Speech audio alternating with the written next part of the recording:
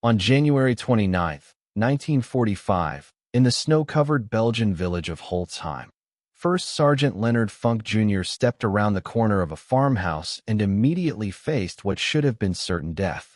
Directly before him stood nearly 90 German soldiers, some already armed, others desperately grabbing rifles from a pile on the frozen ground. While just a few feet away, four American soldiers knelt helplessly in the snow, their hands behind their heads, prisoners once again after being overpowered moments earlier. Less than 20 minutes before, these same Germans had been prisoners of war, captured during Company C's successful assault on the village.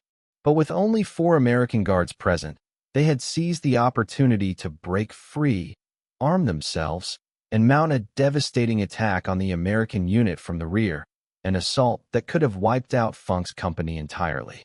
Suddenly, a German officer stepped forward, pressing an MP-40 submachine gun violently into Funk's stomach and shouting orders in German. Instead of showing fear, raising his hands, or attempting to flee, Funk reacted in a completely unexpected way. He began to laugh. Not nervously, but calmly and uncontrollably. His laughter stunned the officer and confused the surrounding soldiers. As the officer's face turned red with rage and his shouts grew louder, Funk laughed even harder, deliberately buying precious seconds in the most dangerous moment of his life, seconds that would determine the fate of dozens of men.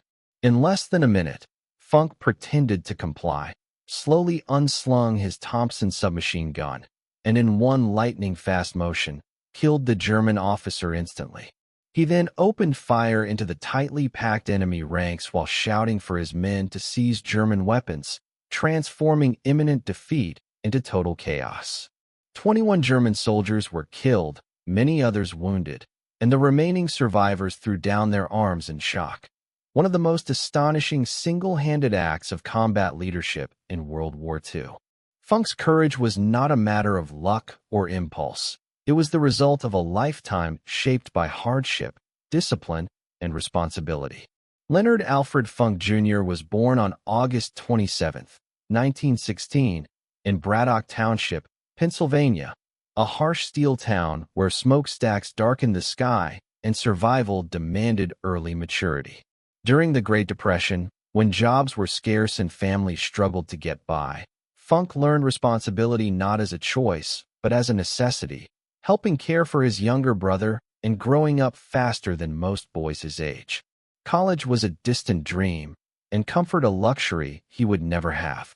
When the United States expanded the draft in June 1941, Funk, then 24, was called to serve. Standing just 5 feet 5 inches tall and weighing 140 pounds, many assumed he would be suited for clerical work rather than frontline combat. Yet instead of seeking safety, Funk volunteered for the newly formed Airborne Forces, one of the most dangerous and untested branches of the Army, where soldiers were expected to parachute into enemy territory and fight surrounded. Despite brutal training designed to break men physically and mentally, which eliminated nearly half of all volunteers, Funk endured exhaustion, injury, and fear, earning his jump wings and a place in Company C, 1st Battalion, 508th Parachute Infantry Regiment of the legendary 82nd Airborne Division. His maturity, calmness, and sound judgment quickly earned the trust of younger soldiers, who instinctively followed him in deadly situations. Funk proved that trust repeatedly in combat. On D-Day, June 6, 1944, he parachuted into Normandy under intense anti-aircraft fire, landing far from his drop zone with a badly sprained ankle. Refusing evacuation, he gathered 18 scattered paratroopers from different units and led them for 10 days through enemy-held France without losing a single man, earning the Silver Star, Bronze Star, and Purple Heart.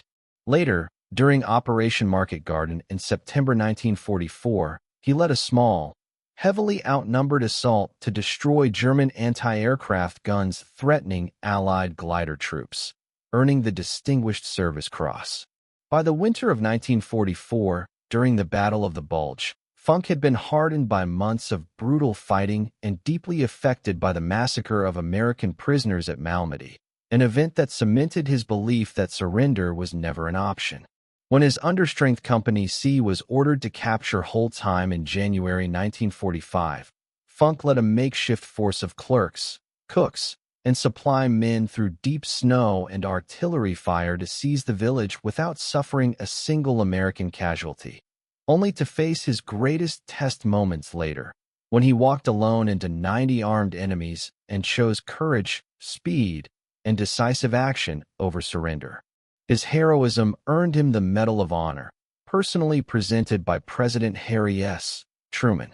Funk returned home quietly, helped fellow veterans, and lived with humility until his death in 1992.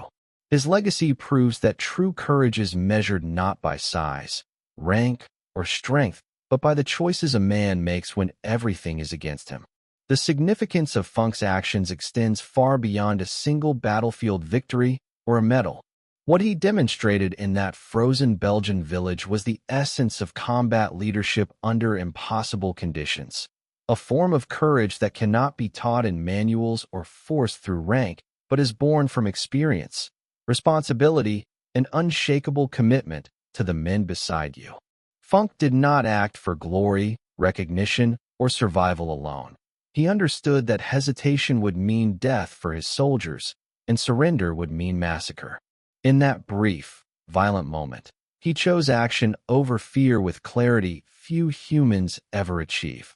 After the war, despite being one of the most decorated paratroopers in American history, Funk rejected fame and lived quietly, working for the Veterans Administration and helping fellow veterans rebuild their lives. He never sought the spotlight and rarely spoke of his heroism, believing that duty was never about medals, but about doing what had to be done when others depended on you. Today, his story stands as a timeless reminder that history is shaped not only by grand strategies and famous generals, but also by ordinary men placed in extraordinary moments. Men like Leonard Funk Jr., whose calm laughter in the face of death and decisive courage in 60 seconds altered the fate of dozens of lives and secured his place among the true giants of World War II. Funk's actions at Holtzheim exemplify the challenges faced by soldiers in the 82nd Airborne Division during the final months of the war. Following the capture of the village, his conduct demonstrated the importance of initiative and leadership in small unit operations, especially when conventional command structures were disrupted. His decisive action prevented potentially catastrophic casualties and enabled the continued advance of Allied forces in the region. Prior to Holtzheim, Funk had already accumulated extensive combat experience in multiple European theaters. During the Normandy invasion, he regrouped scattered paratroopers despite serious injury, ensuring operational cohesion and combat effectiveness in hostile territory. Later, during Operation Market Garden, he led assaults on German anti-aircraft positions threatening Allied glider operations, further demonstrating his ability to conduct small unit tactics against numerically superior forces. During the Battle of the Bulge, American units, including Company C, faced severe winter conditions, limited supplies, and determined German counterattacks. Reports of the Malmedy massacre had a profound effect on Allied morale and strengthened the resolve among units to resist surrender under all circumstances. The capture of Holtzheim in January 1945 was part of a broader Allied effort to stabilize the Ardennes front lines. Funk's leadership in organizing a force composed of non-combat personnel, clerks, cooks, and supply men illustrated the necessity of flexibility in unit composition when manpower was limited. The successful execution of this operation without American casualties highlighted his tactical judgment and the importance of preparation, discipline, and adaptability in high-risk environments. Following World War II, Funk returned to civilian life, choosing a low-profile existence while contributing to the welfare of fellow veterans. He worked with the Veterans Administration, assisting in the rehabilitation and support of service members whose lives had been disrupted by wartime experiences.